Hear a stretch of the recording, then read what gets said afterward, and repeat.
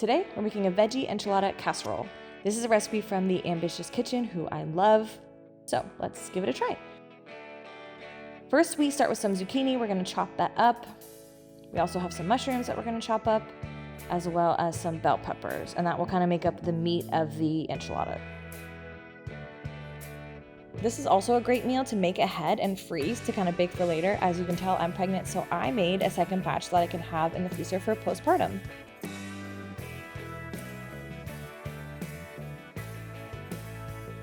And we're gonna add our seasoning. We have some oregano, a little bit of garlic powder, some cumin, some pepper, and some salt.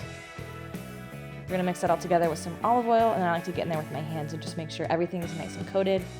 Now this is a pretty big pile of veggies, so I'm gonna split it onto 2 trays just so that it bakes more evenly. We bake that at 425 for about 25 to 30 minutes. While that's baking, we make the sauce. We have some tomato sauce, some adobo peppers, some more cumin, some chili powder, and some salt. We're also gonna add some yogurt or milk, whichever you have on hand. I have yogurt today. Once you have that blended, we're gonna set that aside for later. Once your veggies are done cooking, now it is time to assemble. First, we do 1 layer of sauce. Then we're gonna add in some tortillas. And we add in some black beans, just canned black beans is fine. Then we add a layer of those roasted veggies. Once that's finished, you're gonna add more sauce, and then obviously the best part, the cheese.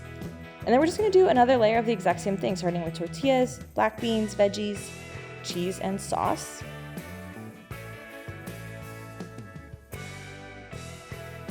And then our final layer is gonna be 1 more layer of tortillas, sauce, and then we're gonna top it all off with cheese. Now we're ready to bake. We bake at 375 for about 25 to 30 minutes, and then look how good this looks, so cheesy.